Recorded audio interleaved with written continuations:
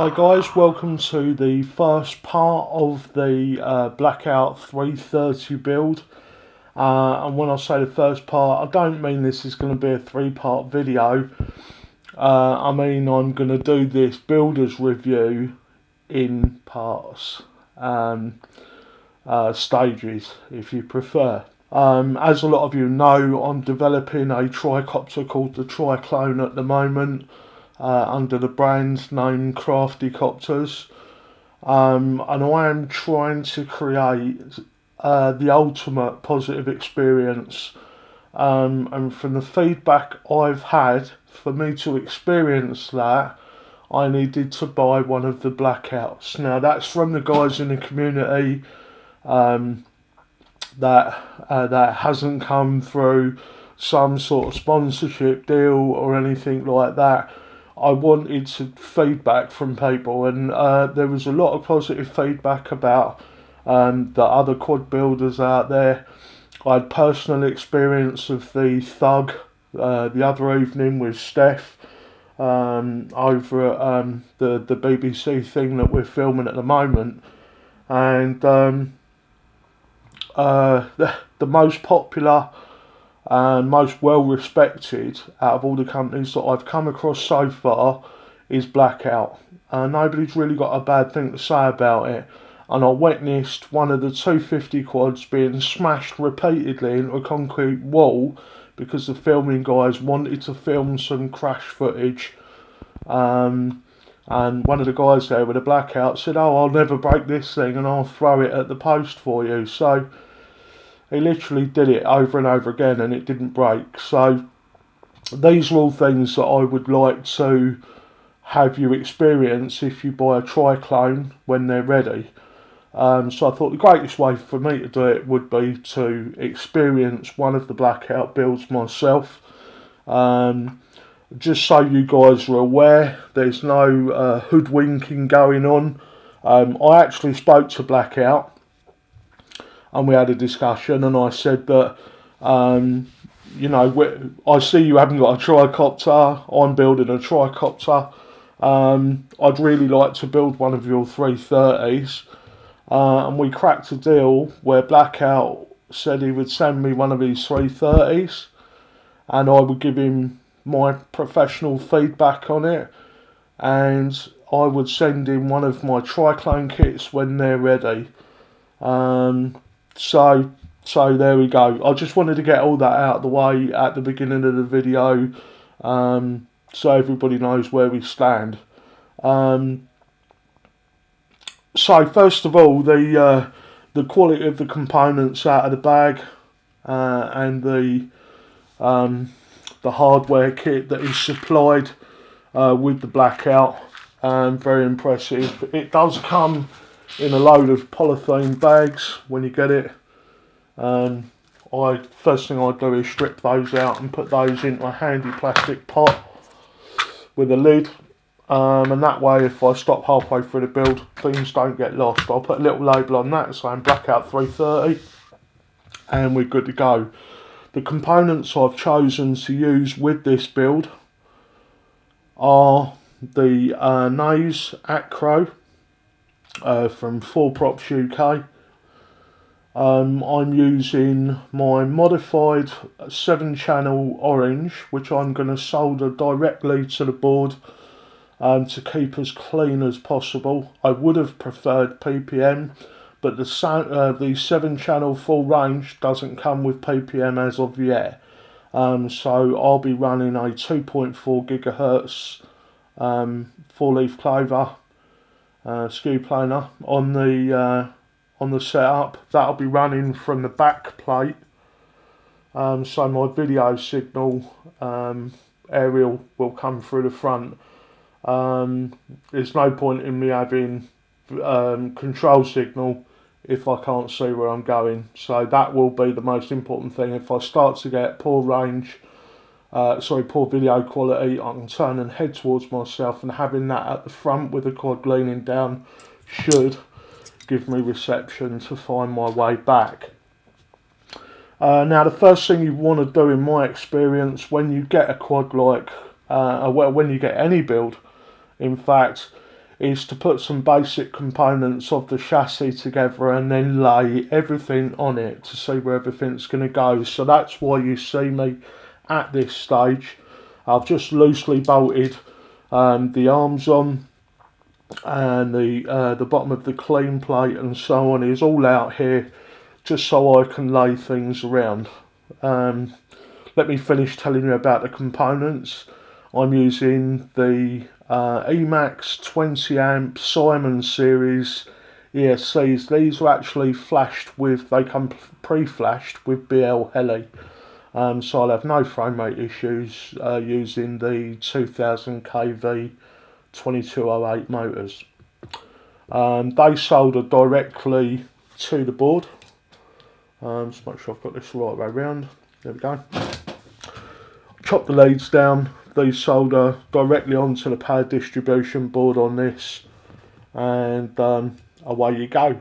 4 of them on there, and get yourself all plugged in. Another thing that I've done, sorry, let me just finish with the components, I'm getting ahead of myself.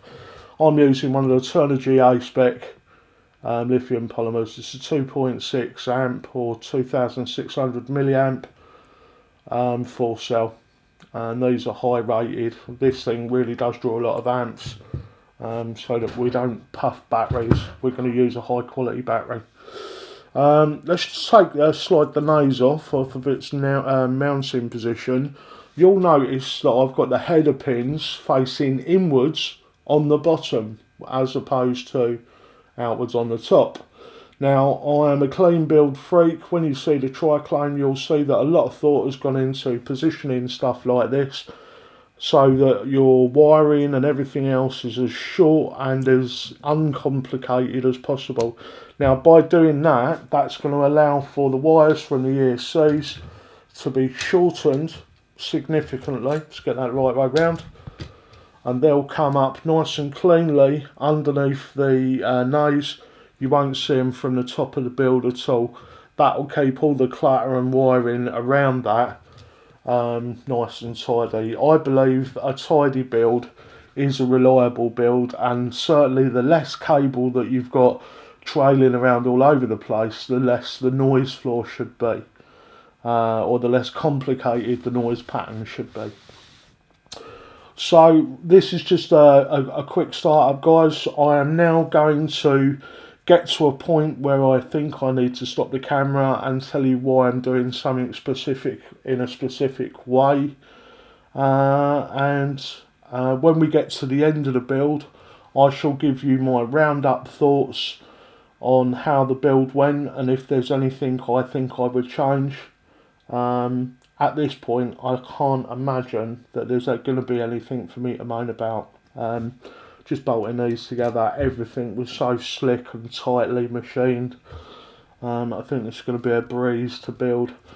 So I'll get on with this, and I'll maybe see you at the next juncture where I think I need to maybe explain why I've done something a certain way.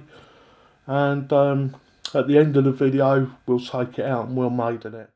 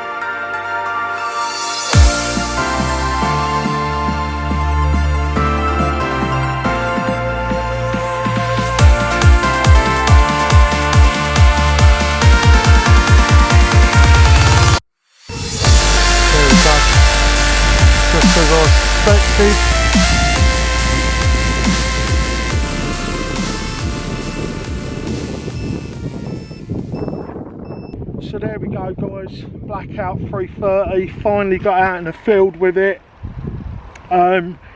It flies really nice, it carries its weight well. Not sure on the flight time there because I had a few stops, but I'll work it out in the video and I'll pop it down. I spent some time up at sort of 3/4 throttle, but because I've got a very poor video feed, which is my bad, I wasn't able to get it up to full throttle. Everything feels nice and cool.